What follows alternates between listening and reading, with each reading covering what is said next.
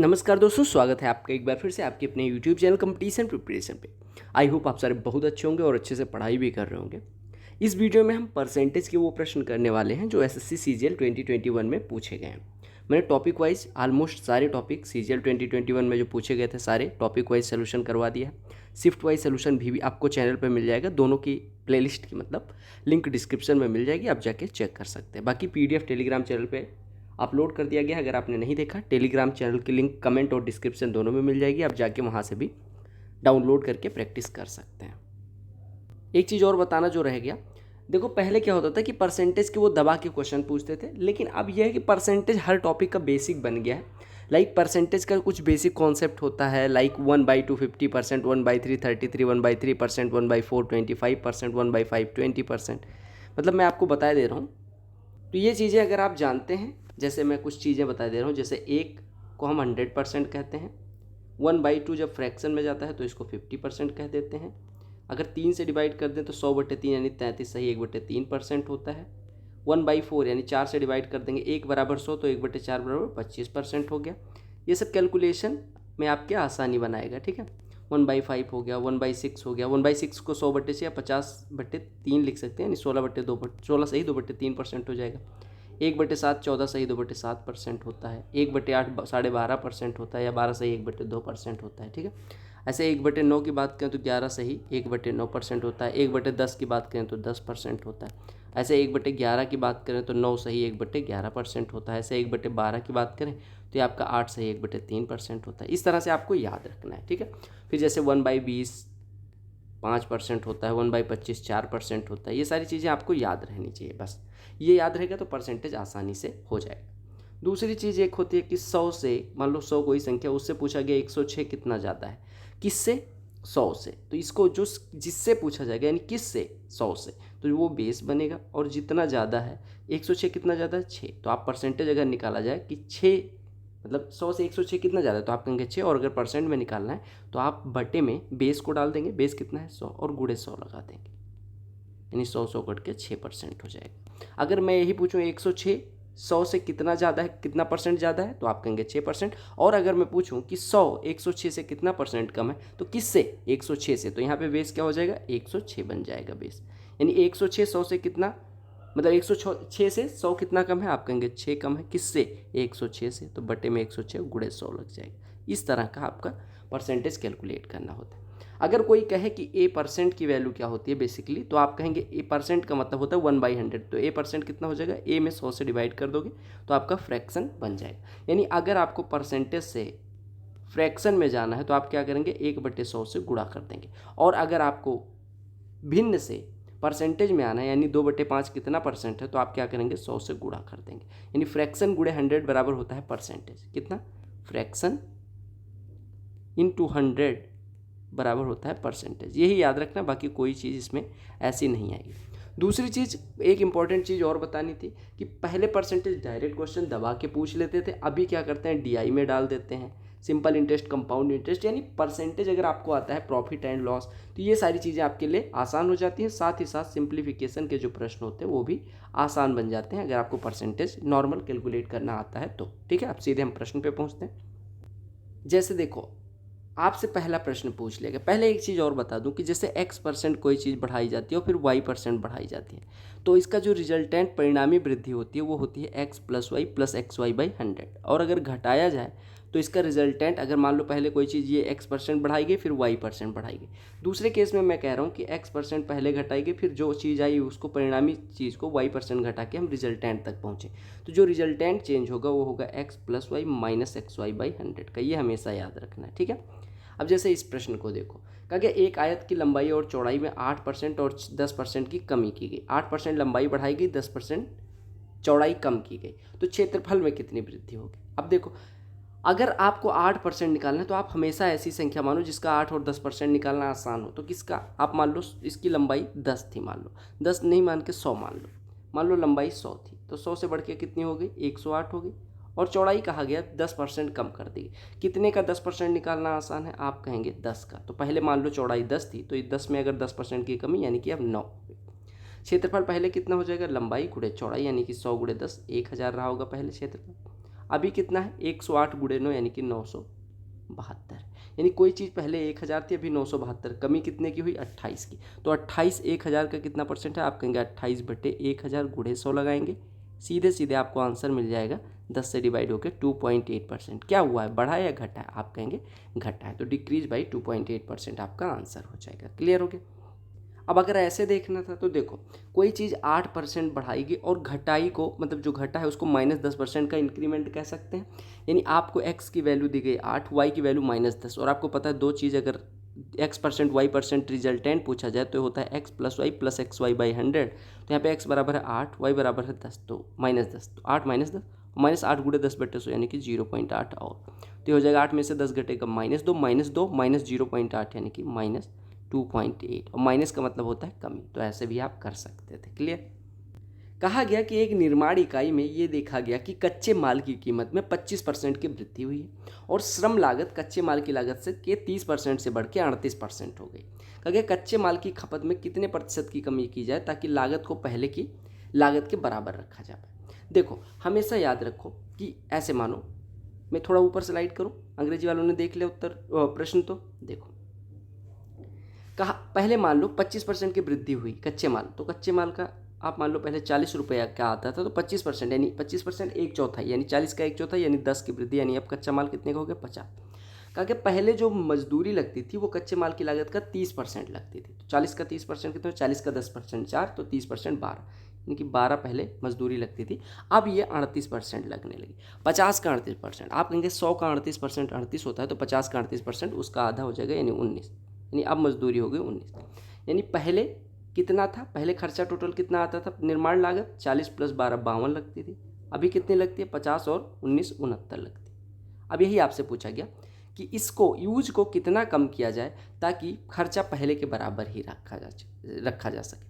यानी आपको पूछा गया कि 69 को 52 बनाने के लिए क्या किया जाना चाहिए, 69 को 52 बनाने के लिए कितने % की कमी की जानी चाहिए। तो आप देखो 69 52 बनाना है, तो आप कहेंगे कितना घटाना पड़ेगा, 17 घटाना पड़ेगा, और 17 69 का कितना % है, आप कहेंगे 17/69 गुणे 100, 17 चौकों 68 यानी कि लगभग 1/4 यानी लगभग 25% के बराबर हो जाएगा। तो आपका उत्तर 24.6। क्यों 24.6 क्यों 25.5 क्यों नहीं, क्योंकि आप कहेंगे 17 से 68 को डिवाइड करेंगे तो 4 से थोड़ा ज़्यादा आएगा। अगर हम 4 से 100 में डिवाइड करते तो 25 आता, 4 से थोड़ा ज़्यादा से डिवाइड करेंगे तो 25 से कम आएगा, 25 से कम यही ऑप्शन था जो 25 के करीब था। कहा गया एक व्यक्ति की सैलरी में पहले 50% की कमी की गई, बाद में 50% की वृद्धि हुई और फिर 100% की वृद्धि हुई, उसे कितना प्रॉफिट या गेन, यानी कि आपसे कहा गया कि पहले उसकी कमाई मान लो 100 थी, तो 50% की कमी मतलब कि अब बची आधा, यानी अब 50 बची। फिर कहा गया 50% की वृद्धि, 50% की वृद्धि मतलब कि 2 थी, तो 2 का 50% बढ़ा के कितनी हो गई 3 हो गई। और फिर कहा गया 100% की वृद्धि, कोई चीज़ 100% अगर इंक्रीज होती है इसका मतलब वो ट्वाइस हो गई। आपका लास्ट में यही 100 सैलरी इतनी बचेगी, यानी 100 सैलरी थी पहले शुरुआत में, अब 100 का 3/2 गुना यानी कि 150 हो गई। कोई चीज़ जो शुरू में 100 थी, initially it was 100 and now it has become 150, यानी कितने का इंक्रीमेंट 50 का, तो परसेंटेज में कितना हो जाएगा 50% गेन। 100 से 150 होना यानी कि 50% gain. Coming to the next question, what is given in next question is कि in a factory with 400 employees the ratio of number of male employees to that of female employees is 5:3। आपको mail और female का ratio दे दिया गया। कहा गया 87.5% regular employ जो factory में है उसमें 92, कहा गया 87.5% जो एम्प्लॉय हैं वो रेगुलर हैं यानी परमानेंट है। कहा गया 92% मेल एम्प्लॉय रेगुलर हैं। तो आपसे पूछा गया कि फीमेल एम्प्लॉयज़ का संख्या क्या होगी जो रेगुलर है। अब देखो प्रश्न को पढ़ो। 400 कर्मचारियों वाली एक फैक्ट्री में कहा गया महिला और पुरुष के कर्मचारियों का मतलब पुरुष कर्मचारी 5 हैं तो महिला कर्मचारी कितनी है 3, यानी कि रेशियो दिया गया 5:3। कहा गया कारखाने में नियमित कर्मचारियों की संख्या 87.5 यानी ओवरऑल पुरुष महिला मिला के 87.5।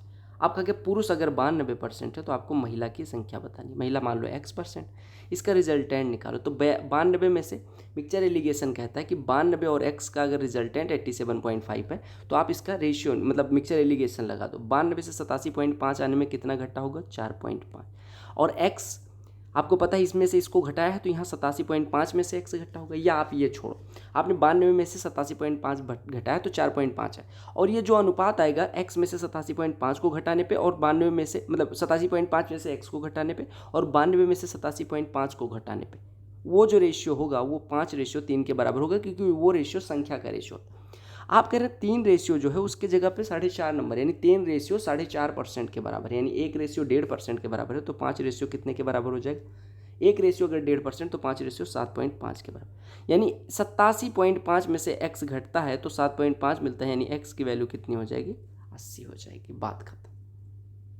एक ट्राइंगल है जिसके आधार में 40% की वृद्धि की गई। कहा गया ऊंचाई में कितने की वृद्धि की जाए ताकि क्षेत्रफल में 60% की वृद्धि हो जाए। देखो 40% की वृद्धि, मान लो पहले ऊंचाई आधार 10 था, बेस की बात कर रहे हैं, तो अभी 40% बढ़ा के यानी 14 हो गया। ऊंचाई अगर पहले h थी तो हमें मतलब नहीं, या पहले ऊंचाई मान लो 10 थी तो अभी ऊंचाई कितनी रखी जाए ताकि क्षेत्रफल 60% बढ़ जाए। ठीक है, अब देखो हमने कहा पहले आधार 10 था, ऊंचाई 10 थी, तो क्षेत्रफल कितना होता है? Half into base into height, यानी हाफ इंटू 10 इंटू 10, यानी कि 50 पहले क्षेत्रफल था। अब हमें क्षेत्रफल को कितना बढ़ाना है? 60% से। 50 का 60% 30 बढ़ा देना है, यानी हमें क्षेत्रफल कितना पहुंचा देना है? 80। आपको पता है कि लंबाई यानी आधार 14 है और हमें क्षेत्रफल 80 पहुंचाना है, तो आप कहेंगे half into base into height बराबर क्षेत्रफल, यानी यहाँ से हाइट कितनी हो जाएगी? 80/7, यानी कि 80/7 हो गई। आपने कहा पहले हाइट कितनी थी? 10, यानी 10 को लिख सकते हैं 70/7, अभी हो गई 80/7, यानी 10 जो चीज़ 70 थी पहले वो अब 80 हो गई, यानी बढ़ी कितनी? 10 बढ़ गई 70 पे, तो परसेंटेज में कितना हो जाएगा? 1/7। 1/7 अभी मैंने बताया था कि 14 सही 2/7% होता है, यानी कि 14.29% हो जाएगा। बेसिक से करोगे बहुत आसानी से हो जाएगा। कुछ लोग कहते हैं ट्रिक क्यों ना रटूं? अरे देखो इतने सारे 14 के अराउंड टॉपिक्स हैं आपके मैथमेटिक्स में, सीजीएल एसएससी के किसी भी एग्जाम, सीजीएल एसएसएल जीपीओ, और हर प्रश्न में अगर आप ट्रिक पढ़ोगे तो कितनी ट्रिक्स याद रखनी है आपको? मैथ्स भी याद रखना है, जीके भी याद रखना है, जीएस भी याद रखना है, करंट अफेयर भी याद रखना है, ओकैब भी याद रखना है। तो जितना सिंपल तरीके से यानी जितना सिंपली आप मैथमेटिक्स को कर लो उतना ही ज़्यादा सही। और बेसिक पे इतनी कमांड बनाओ, आप इतना प्रैक्टिस कर लो, कैलकुलेशन में दिक्कत ना हो। बाकी mathematics is only game of calculations. Master आप तभी कर पाओगे मैथमेटिक्स में जब भी आपकी कैलकुलेशन अच्छी होगी। कहा गया कि 3 कॉन्जिक्यूटिव यानी सक्सेसिव छूट दी गई, 10%, 20% एंड 25%। आपसे पूछा गया एकल प्रतिशत छूट कितनी होगी, यानी you have to get the value of single resultant discount. आपको मैंने बताया x और y का होता है x + y - xy/100। ठीक है, तो 10 और 20 का कितना हो जाएगा? 10 + 20 - 10 × 20/100, यानी 30 में से 2 घट जाएगा 28%। और अब 28 और 25 का निकाल लो, तो आप कहेंगे 28 और 25 का कितना हो जाएगा? 28 + 25 और -28 × 25/100, यानी 28/4 हो जाएगा। 28 25 53 में से 7 घट जाएगा, कितना हो जाएगा? 46%। तो आपका उत्तर कितना हो जाएगा? 46%। देखो कहा गया ए बी से 25% अधिक है, बी सी से 40% कम है, सी डी से 20% अधिक है, तो ए डी से कितना परसेंट कम है? पहले इसी तरह का प्रश्न हर प्रश्न पूछा जाता था। अभी देखो ए बी से 25% अधिक है, आप सबको बगल बगल लिख दो, ए बी सी और डी की बात की गई। कहा गया ए जो है बी से 25% अधिक है, कहने का मतलब कि बी अगर 40 है तो 25% इसका यानी 1/4 ज़्यादा है, यानी ए है 50। कहा गया बी जो है वो सी से 40% कम है, यानी कि सी से 40% कम होने का मतलब, या ऐसे हटाओ, देखो सी से ही आप शुरू करो। आपको कहा गया सी से बी इतना कम है, बी से ए इतना कम है और डी से सी इतना ज़्यादा है, यानी डी अगर 100 है तो सी कितना है? इससे 20% ज़्यादा, यानी 120 है। और कहा गया बी जो है वो सी से 40% कम है, 120 का 40%, 120 का 10% 12, तो 40% 48, 48 कम यानी कि 72 है बी। और इससे 25% ज़्यादा है ए, 25% मतलब 1/4, 72 का 1/4 18 ज़्यादा, यानी कि यह है ए की वैल्यू 90। अब आपसे कहा गया ए डी से कितना कम है? डी है 100, ए है 90, तो कितना कम हो जाएगा 100 से 90? 10, परसेंटेज में 10%। अगला प्रश्न देख लो। कहा गया एक आदमी की सैलरी 50% पहले बढ़ाई जाती है, फिर 50% घटाई जाती है, उसके सैलरी में प्रॉफिट या लॉस यानी कितना गेन हुआ या कितना नुकसान हुआ उसका। देखो पहले 50% बढ़ाई गई, कोई चीज़ अगर 100 थी तो उसे 50 बढ़ा के 150 कर दिया गया, और फिर 50% की कमी कर दी गई, 50% कमी यानी आधा कर दिया गया, तो यानी अभी वो चीज़ बची है 75। जो चीज़ शुरू में 100 थी वो बची 75, यानी नुकसान कितने का हुआ? 25 का। तो परसेंटेज में 100 का 25 कितना है? 25%। क्या हुआ है? नुकसान, यानी लॉस ऑफ 25% आपका करेक्ट आंसर हो गया। आपको यहाँ पे बहुत सारी प्लेलिस्ट दिख रही होंगी, आप ज़रूर देखें। और टॉपिक वाइज सोल्यूशन मैंने करवा दिया है, शिफ्ट वाइज आपको पता होगा। चैनल पे 1300+ वीडियोज़ अवेलेबल हैं। मेंस वालों को क्या करना है, प्री वालों को क्या करना है, सारी स्ट्रेटजी भी अवेलेबल है strategy and study plan playlist में, ज़रूर चेक करें। बाकी टेलीग्राम चैनल से ज़रूर जुड़े, मिलते हैं जल्द किसी और इंपॉर्टेंट वीडियो के साथ। तब तक के लिए bye bye, take care, all the very best.